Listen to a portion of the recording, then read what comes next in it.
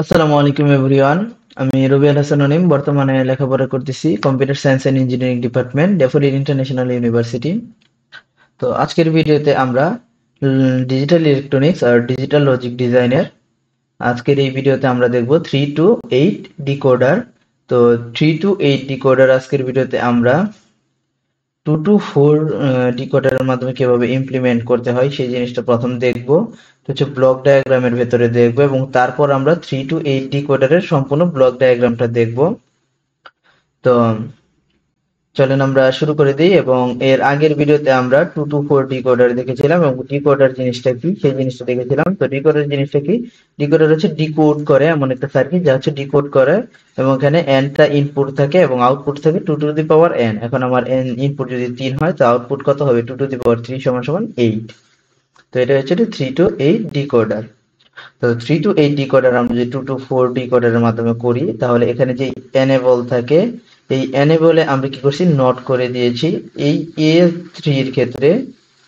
তো এখন আমরা এর মান যে সময় এখানে 1 আসবে সেই সময় এখানে 0 আসবে, মানে এই ডিকোডারটা বন্ধ থাকবে এবং এই ডিকোডারটা চলবে। আবার এখানে যখন 0 থাকবে তখন এইটা বন্ধ থাকবে এবং এইটা চলবে। এইভাবে আমার এই 8টা জায়গাতেই ইনপুট গুলো আসবে। তো আমি যদি এটা কমপ্লিট করে ফেলি এখানে যে ইনপুট গুলো কি কি হবে বা আউটপুট গুলো, ওটা আমি নিচ থেকে লিখতে পারি y0, y1, y3, আচ্ছা y2, এটা হচ্ছে y3, y4, y5, y6, y7। আর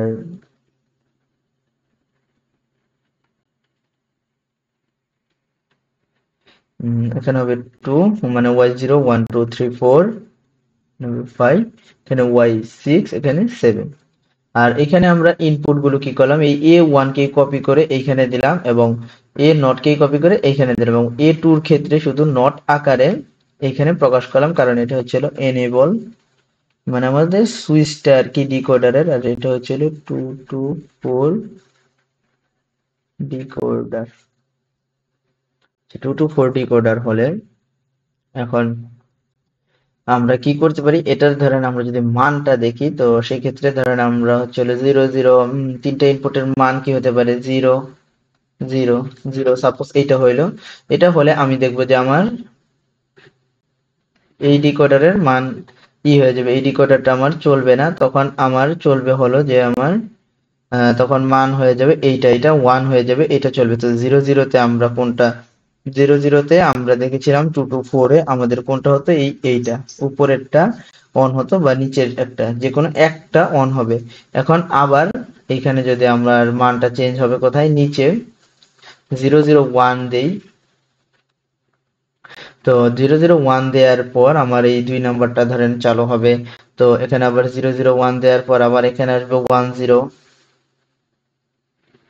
এখানে আসবে 1 0। তো 1 0 দেওয়ার সময় আমার এই হবে যে y1। আবার 1 0 দেওয়া হয়ে গেলে তো এখানে হবে হলো 1 1, এখানে 1 1 হবে। তো 1 1 হয়ে গেলে y নটটা চালু হবে। তো y নটটা চালু হলে এখন আমরা সর্বশেষ এই 1 1 এই দুইটা বিট যদি পূর্ণ হয়ে যায় তাহলে আমার উপরের বিটে কি আসবে? এখানে চলে আসবে 1 এবং এখানে 0 0। 1 0 0 এর ক্ষেত্রে এইটা যেহেতু 1 তো নট হয়ে এখানে এসে পড়বে 0, এখানে 0 এসে পড়বে, যার ফলে আমার এই ডিকোডারটা তখন আর চলবে না, এই ডিকোডারটা বন্ধ। এবং তখন আমার চারটা কম্বিনেশনে এইটা এইটা এইটা এবং এইটা, এইগুলো আমরা আউটপুট পাবো, যা আমরা ট্রুথ টেবিল করার পরে ভালোভাবে বুঝতে পারবো মানগুলো।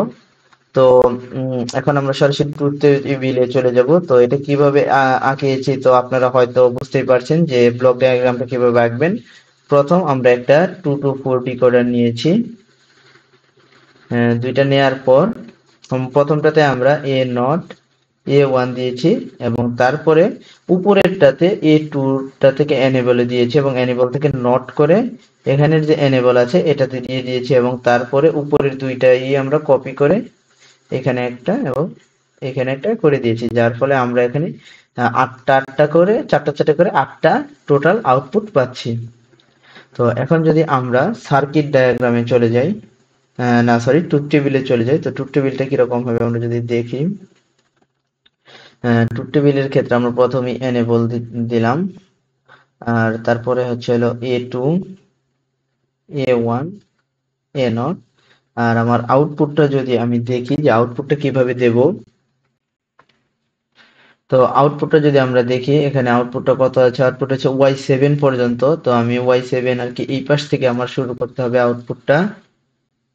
এই পাশে হচ্ছিল Y0, Y1, Y2, Y3, Y4, Y5, Y6, Y7। তো দেয়া হয়ে গেলে আমরা যদি এনেবলে প্রথমটাতে 0 দিয়ে দিই, 0, তার মানে সবগুলোই 0। আমার সম্পূর্ণ কোনো এই সার্কিটে কোনো কিছু কাজ হবে না। এনেবল 0 মানে এখানে 0, এখানে 0। এখন এনেবল যদি 1 হয় সেই ক্ষেত্রে আমার কাজ করবে। তো এনেবল আমি সবগুলো বাকি সবগুলোতে 1 দিয়ে দিতেছি, এবং 1 দিলে আমার এখানে তিনটার কম্বিনেশন আসবে। এখানে 0, 1, 0, 1, 0, 1, 0, 1, 0, 0, 1, 1, 0, 0, 1, 1, আবার 1, 1, সরি এখানে 0 দিতে হবে প্রথমটাতে। এখানে আসবে 0, 0, 0, 0, 1, 1, 1, 1। তো এখান থেকে আমি দেখতে পাচ্ছি এই যে 4টা 0 যে সময়টাতে, ওই সময়টাতে আমার নিচের যে ব্লক ডায়াগ্রামটা আছে সেটা কাজ করবে, এটা কাজ করবে। এবং তারপরে 4টা 1 যে সময়টাতে, ওই সময়টাতে আমার উপরের যে ডিকোডার, সরি ব্লক ডায়াগ্রাম না, ডিকোডারটা কাজ করবে 4টা 1 এর সময়, এবং 4টা 0 এর সময় এই ডিকোডারটা কাজ করবে, এবং আমরা 8টা আউটপুট পাচ্ছি। আর আমাদের এখানের ভ্যালুগুলো হবে, প্রথমটা হবে y0, y1, y2, y3, y4, y5, y6, y7। আর বাদ বাকি সব 0 থাকবে। 0, 0, 0, 0, 0, 0, 0, 0, 0, 0, 0।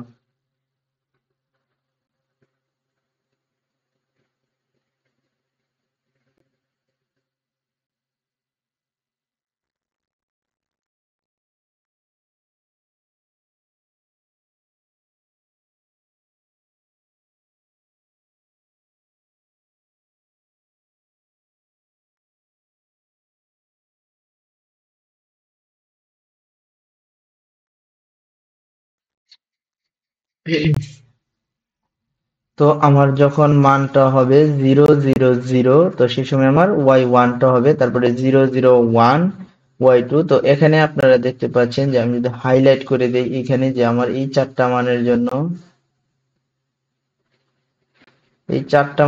দেখবেন আমি 4টা জায়গায় আমি পাচ্ছি হলো এইটা y1, y0, y1, y2 এবং y3, এই 4টাতে আমি পাচ্ছি। তারপরে বাদ বাকি হচ্ছে হলো অন্যগুলোর জন্য আমরা এই y4, y5, y6 এবং y7 পাচ্ছি হলো এই 4টা 1 এর জন্য। তো এইভাবে হচ্ছে হলো আমার দুইটা 2 to 4 ডিকোডারের মাধ্যমে আমরা 3 to 8 ডিকোডার বানাচ্ছি। তো এখানে কিন্তু ইনপুট আমার তিনটাই। আমরা যদি ইনপুট গুলো দেখি, ইনপুট কিন্তু একটা, দুইটা, তিনটায় আছে, এবং আমার এর ফলে আমরা আউটপুট পাচ্ছি হলো 1, 2, 3, 4, 5, 6, 7, 8টা। তো আশা করি যে আপনারা বুঝতে পারছেন। আমি এগুলোকে একটু কালার করে দিই যাতে বোঝা যায়।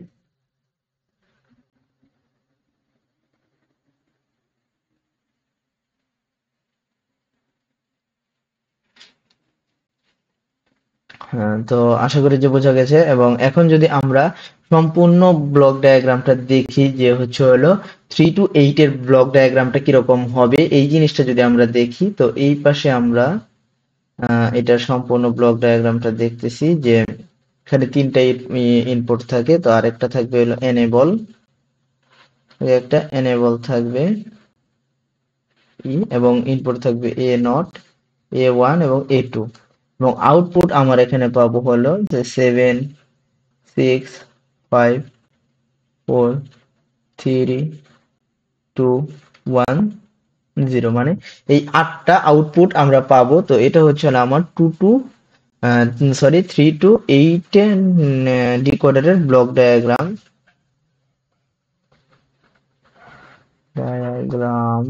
এটা হচ্ছে হলো আমার ব্লক ডায়াগ্রাম, আর এটা হচ্ছে হলো আমরা ইমপ্লিমেন্ট করেছিলাম যে 2 to 4 এর মাধ্যমে কিভাবে ইমপ্লিমেন্ট করা যায়।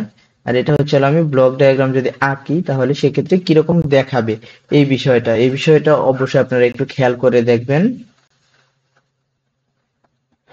এরপর আমরা ট্রুথ টেবিল দেখে ফেললাম, এবং ট্রুথ টেবিল থেকে আমরা যদি বুলিয়ান এক্সপ্রেশন গুলো এখন দেখার চেষ্টা করি যে কিভাবে আমরা বুলিয়ান এক্সপ্রেশন গুলো বের করতে পারি ট্রুথ টেবিল থেকে। তো ট্রুথ টেবিল থেকে আমরা যদি Boolean expression y0, y1, y2, y3, y4,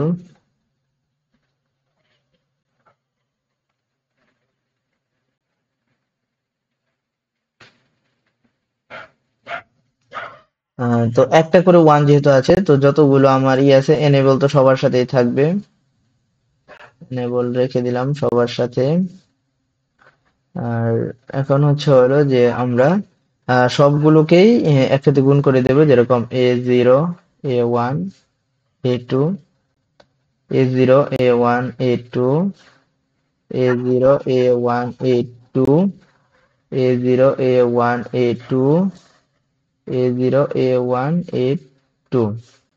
এখন আমরা দেখব প্রথম হচ্ছে হলো তিনটাই জিরো আছে আমার, 0 0 0।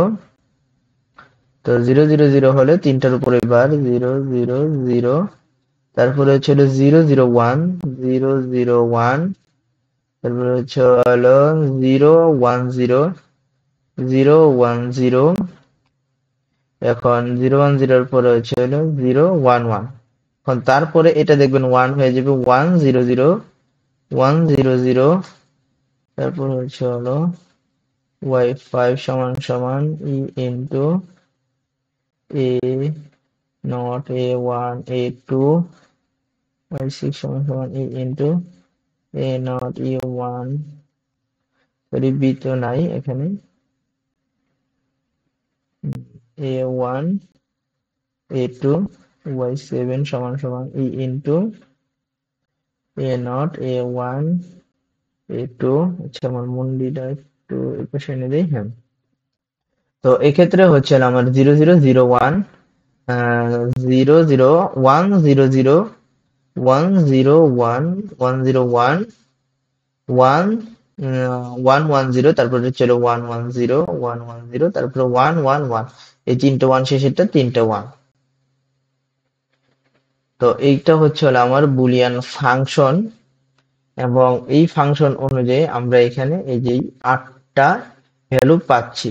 তো আমরা দেখছি যে প্রথম হচ্ছে হলো, তো এখানের মানটা প্রথম থাকে 4টার জন্য 0 0 0 0 থাকে। এই 0 0 হলে হচ্ছে হলো আমার 0 0 হলে এই ডিকোডারটা বন্ধ থাকে, এটা চালু থাকে। আবার হচ্ছে হলো 1 1 1 1 হলে এটা চালু থাকে, এটা বন্ধ থাকে। তো এরকম আপনারা এই জিরোটাকেও ইসের ক্ষেত্রে দিতে পারেন, এনেবলে দিতে পারেন। সেক্ষেত্রে আমার এই জিরোতে হচ্ছে হলো এইটা বন্ধ থাকতো এবং ওয়ানে এটা চালু থাকতো। কারণ আমরা যদি সেই ক্ষেত্রে এখানে নট দিয়ে উপরের এই এনেবলের সাথে যুক্ত করে দিতাম। এখানে দেখেন আমার ইনপুট কিন্তু 3টায় আছে এবং আউটপুট আছে 8টা। তো এই জিনিসটা খুবই ইম্পর্টেন্ট যে আমরা দুইটা 2 to 4 ডিকোডার ইউজ করে কিভাবে 3 to 8 ডিকোডারটা তৈরি করলাম। এই জিনিসটা আপনারা একটু বারবার একটু লক্ষ্য করলে বুঝতে পারবেন যে যেহেতু আমার যে কোনো একটি ইনপুটের মানই কিন্তু আমার এই ইনপুট আর এই ইনপুট যে কোনো ইনপুটের মানই আমার 4 বার 0 4 বার 1 আসছে। তো আমরা যদি এখান থেকে দেখি, ধরেন এই যে এটার মান 1 বার 2 বার 3 বার 4 বার, 4 বার 0 আসছে, আর 4 বার 1 আসছে 1 2 3 4। আবার এই a1 এর মান দেখতেছি 1 2 3 4 বার 0 1 2 3 4 বার 1। সেরকম ভাবে এর মান 1 2 3 4, 4 বার 0 1 2 3 4। তো আমি যেটাকেই a0 a1 a2 কে এনেবলে দেই না কেন, 4 বারের জন্য একটা ডিকোডার কাজ করবে, পরের 4 বারের জন্য আরেকটা ডিকোডার কাজ করবে। সে সময় এই ডিকোডারটা অফ থাকবে এবং যে সময় এই ডিকোডারটা চলবে তখন এই ডিকোডারটা অফ থাকবে। এই জিনিসটা আপনারা একটু ভালো করে মনোযোগ দিয়ে বুঝবেন, তাহলে আই গেস কোনো আর সমস্যা হবে না। তো না বুঝলে ভিডিওটা আবার যদি প্রথম থেকে দেখেন ইনশাল্লাহ বুঝে যাবেন। তো এখন আমরা বুলিয়ান ফাংশন দেখে ফেললাম, এখন আমরা সার্কিট ডায়াগ্রামটা দেখব যে সার্কিট ডায়াগ্রামটা কিরকম হয়।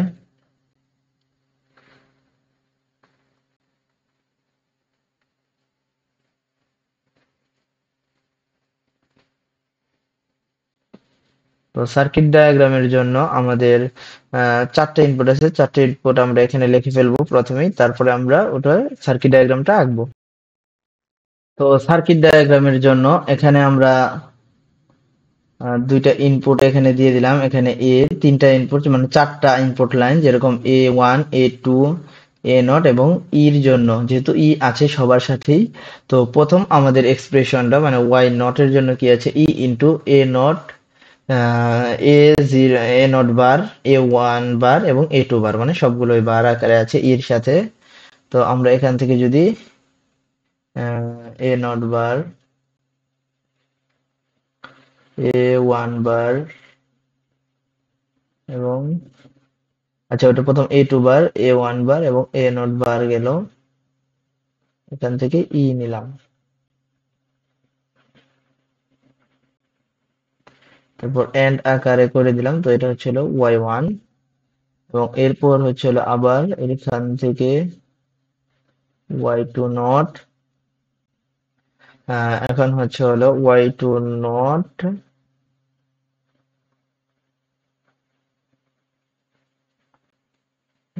আচ্ছা এখানে একটু ভুল হয়ে গেছে। আমরা যখন বুলিয়ান ফাংশনটা লিখেছিলাম তো এখানে আমরা এই বার গুলো দিতে ভুল করে ফেলেছিলাম উপরে। তো এটা আমরা একটু সংশোধন করে লিখে দিচ্ছি এখানে যে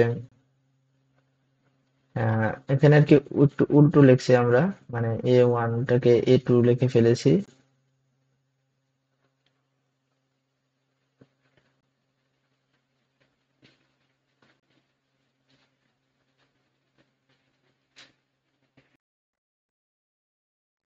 তো এখানে আমাদের প্রবলেম হচ্ছিল যে আমরা এখানে এ নট এ এ বার, তো আমরা এখানে উল্টো ভাবে লিখেছি এ নট এ A2 এইভাবে লিখেছি। আমরা যদি এইভাবে লিখতাম A2 A1 A0 তাহলে আমাদের সহজ হতো এখানে বলা, তো লিখছি সমস্যা নেই।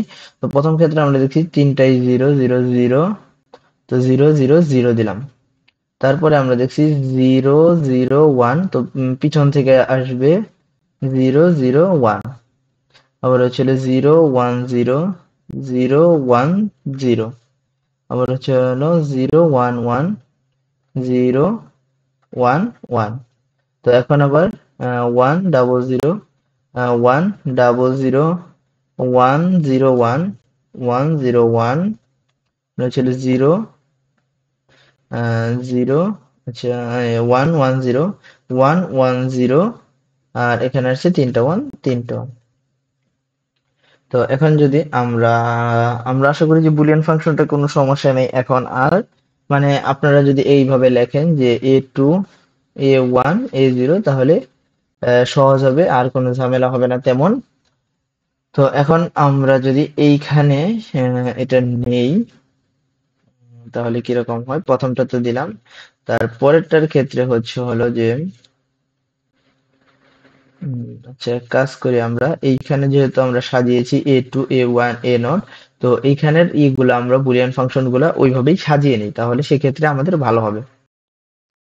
তো এখন বুলিয়ান এক্সপ্রেশন গুলো আগে যে ভালো হয়েছে, মানে আমাদের সার্কিট ডায়াগ্রাম এবং ট্রুথ টেবিল অনুযায়ী লেখা হয়েছে। এইভাবে যদি লেখেন তাহলে আপনারা সার্কিট ডায়াগ্রামটা আঁকতে খুবই সহজ হবে। তো এভাবে লেখার ক্ষেত্রে আমরা দেখেছি এইখানে যে আমরা সিকোয়েন্সটা ইউজ করেছি, যেরকম A2 A1 A0, এই সিকোয়েন্সে আমরা লিখেছি এবং চারটা চারটা করে গ্রুপ করে দিয়েছি যাতে আমাদের লিখতে সুবিধা হয়। তো আমি যদি আরো চাপিয়ে দিই এইখানে, তো এখন দেখতে পাচ্ছেন যে বুলিয়ান ফাংশন গুলো। আর এখন একটু আপনারা পজ করে ভালো করে একটু চিন্তা করে দেখেন ট্রুথ টেবিলের সাথে মিলান, তাহলে দেখবেন ইনশাল্লাহ যে ক্লিয়ার হয়ে যাবে।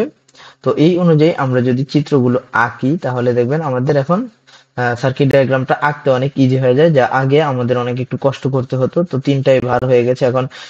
পরে সামনের দুটা বার, এটা হচ্ছিল ভার নেই, সামনের দুটা বার, পরেরটাতে বার নেই, এবং আমাদের সাথে আছে ই, হচ্ছে হলো y1। তারপরে হচ্ছিল y2। y2 এর ক্ষেত্রে আমরা জানি মাঝখানেরটায় বার নেই, এবং মাঝখানেরটা শুধু বার নেই, আর দুইটাতে আছে, মানে a1 এ নেই, a2, a1, তারপরে হচ্ছে a0, e, এটা ছিল y2। এবং তারপরেরটা শুধু আছে সামনেরটাতে বার আর দুইটাতে বার নেই, এইটা a2, a1, a0, e, y3। তো এরকম করে এখন আবার আরো চারটা আঁকতে হবে। চারটার জন্য এইখান থেকে আমরা দেব যে a2, আর দুটো ছিল নট, a0, e, ছিল y4, তারপরে ছিল a, y5 এর ক্ষেত্রে কি, y5 এর ক্ষেত্রে হচ্ছে a1 বার শুধু, a1 বার, তারপরে ছিল a0, এই জায়গা থেকে নিলাম, এবং ই ছিল y5 দিয়ে দিলাম। এখন হচ্ছে হলো y6 এর ক্ষেত্রে কি, y6 এর ক্ষেত্রে আমরা যদি আবার একটু দেখি, y6 এর ক্ষেত্রে শুধু a0 এ বার আছে। আচ্ছা, y6 এর ক্ষেত্রে এইটা, এটা ছিল a1, এইটা a0,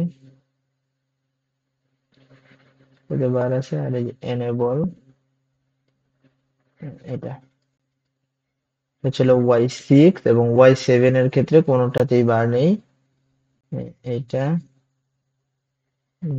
এইটা, এইটা থেকে টানতে হবে,